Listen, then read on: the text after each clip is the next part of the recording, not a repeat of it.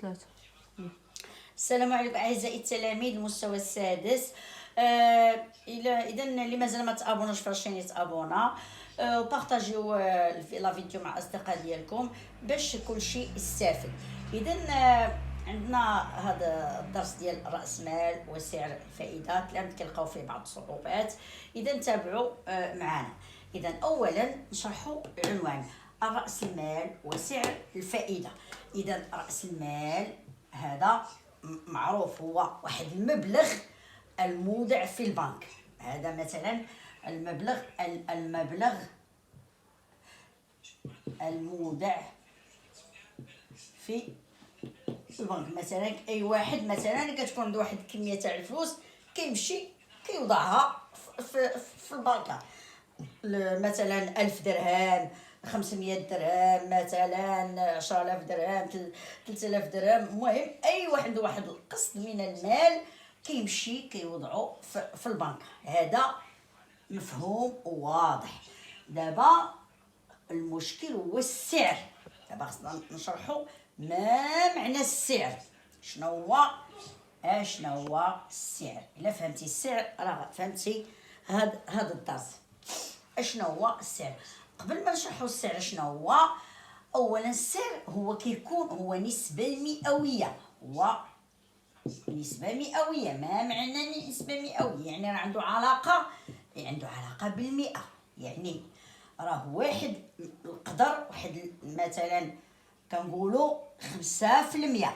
المهم اذا دخلتوا الابناك كتلقاوهم كيكتبوا بهذه الطريقه. هذه مثلا هذه معناتها 5%، ولا 6%، ولا 7%، ولا يقدر يكون مثلا 3.5%، يعني 3.5%.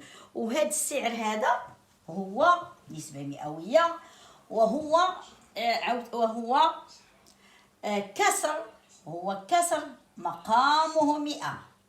السعر هو كسر مقامه. مثلا 3 على 100، 6 على 100. يعني في المسائل احنا غادي نخدموا بالكسر، فيه بسط ومقام.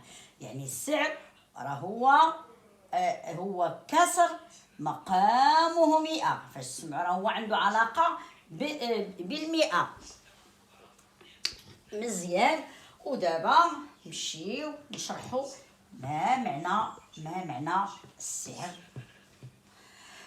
قلنا بان السعر مثلا كنقول لك مثلا السعر مثلا 5%. مثلا دابا هاد السعر هذا بحال زعما هو كيشمل لنا جوج معلومات. كيعطينا جوج معلومات، يعني فيه المبلغ وفيه الفائده. راه الا جينا نوضحوا مزيان ما معنى السعر. 5 راه هي الفائده، و100 راه هي المبلغ. راه عندك جوج. هاد السعر كيعطيك جوج معلومات. مثلا مشيتي لواحد البنكه وضعتي واحد المبلغ من المال، وهذيك البنكه كتعامل مثلا ب5%. اشنا هي ديك 5%؟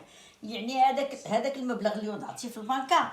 مثلا نعطيو هذا مثال، راه كل 100 درهم مثلا كتربحك مثلا كتزيدك 5 دراهم. مثلا كل 100 درهم كتعطيك 5 دراهم، كتربح عليها 5 دراهم. مثلا انت عندك 200 درهم، شحال غتستافد؟ 100 درهم 5 دراهم، 200 درهم. اشنا هي 200 درهم؟ راه هي 100 زائد 100، يعني راه 200 درهم غتربحك عليها 10 دراهم. واخا نمشيو شويه. مثلا حنا دابا خدينا غير ليكزامبل ديال 5 دراهم. مثلا قلنا بان كل 100 درهم من هذاك المبلغ اللي عندك بنكه مثلا كتربحك، كتستافد فائده. هذه الفائده كتستافد كل 100 درهم كتعطيك، كتربحك، كتستافد انت 5 دراهم. مثلا 600 درهم شحال؟ 600 درهم شحال غتستافد؟ شنو هي 600 درهم؟ شحال فيها من 100؟ منين كل 100 كتربحي 5 دراهم، 600 درهم شحال غتستافد؟ 600 درهم شحال فيها من 100؟ فيها 6. يعني 100 درهم 100 درهم 100 600 درهم، راه 5 دراهم فاش غادي تضربها؟ فاش عندك 100 و100 و100 شحال عندك من 100؟ بحال غتشوف 600 درهم شحال فيها من 100؟ فيها 6 دراهم، فيها 6 دراهم، فيها 6 المياوات. 600 درهم شحال فيها من 100؟ فيها 6 تاع المياوات، 6 تاع المياوات عفوا، 6 تاع المياوات. وكل 100 غتربح فيها 5. ها 100 100 100 100 درهم، هادي 5 5 5 5 5، يعني 5 في 6 30 درهم. فهمتي؟ دابا حنايا اشنو فين بغينا نوصلوا؟ بغينا نعرفوا نخرجوا القاعده ديال الفائده كيفاش غنوجدوها.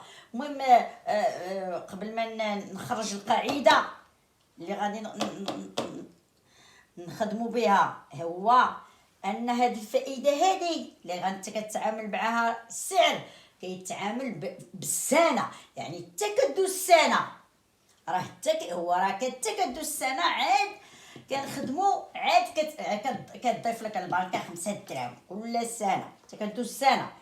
يعني هنايا حطيتي 600 درهم، راه مثلا فاش غدوز واحد السنه غتمشي تشوف ما غتلقاش 600، بيان سور غتلقى 630 درهم المبلغ ديالك الجديد. علاش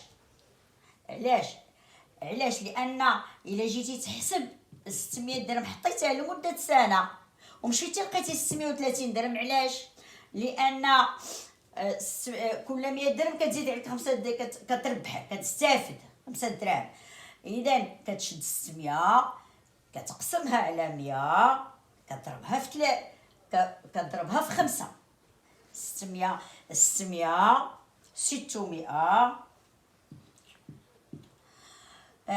كتقسمها على 100 كضربها في 5 ياك.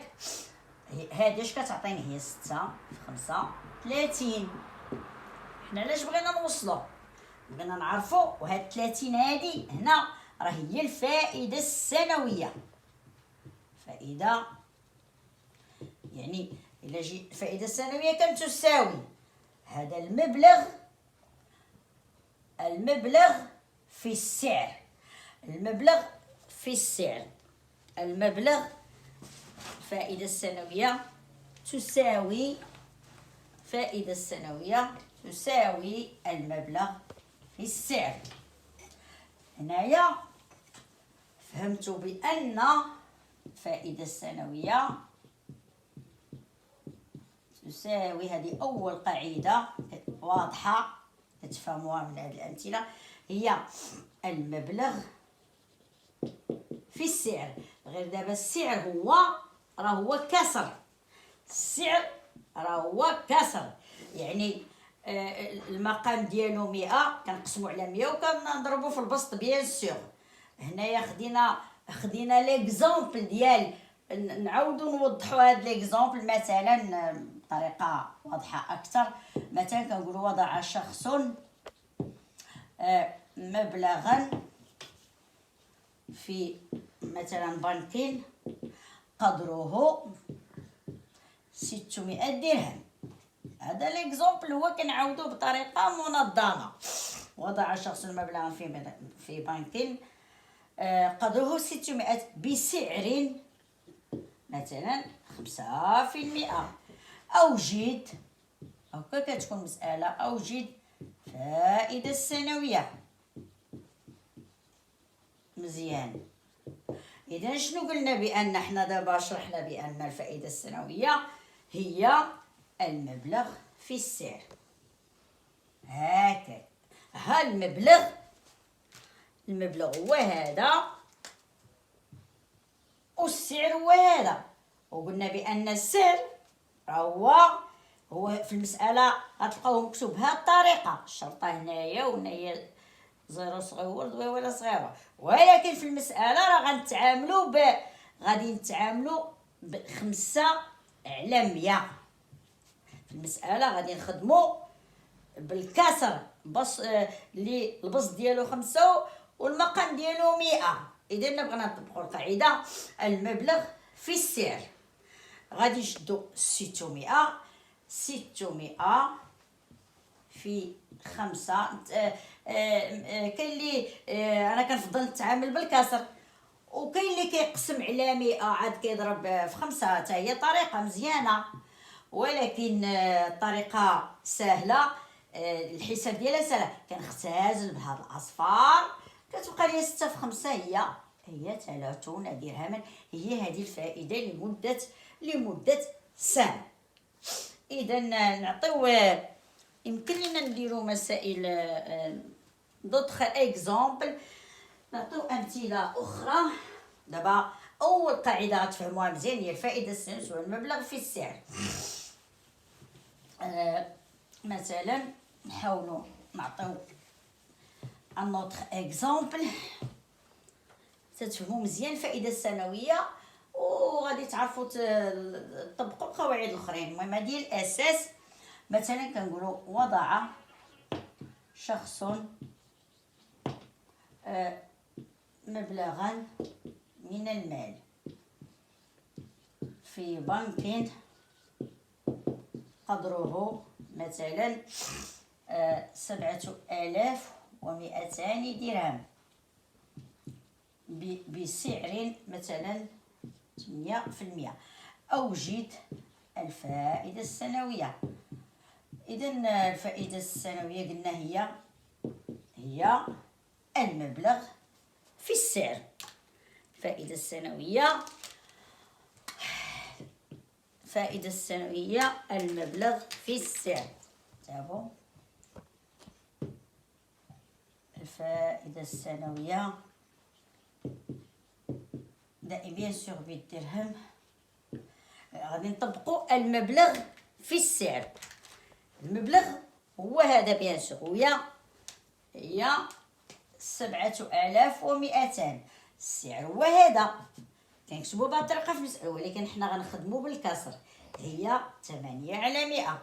كنشدوا المبلغ اللي هو 7200 ونخدموا بالكسر، كيسهل علينا العمليه، حيت غادي نختزلوا بالاصفار باش من هنا عندنا 2 اصفار بحال كنقسم هنا على 100 وكنقسم على 100. اذا كتبقى لي 72 في 8.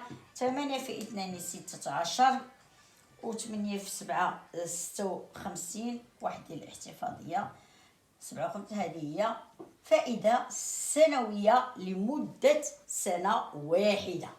نقدر مثلا نزيد واحد السؤال اخر: ما هي الفائده لمده 3 سنوات؟ الا عرفتي الفائده لمده سنه غتعرف الفائده لمده 3 سنوات. كتشد 576 كضربها في 3 مده 10 سنوات، 5 سنوات، صافي.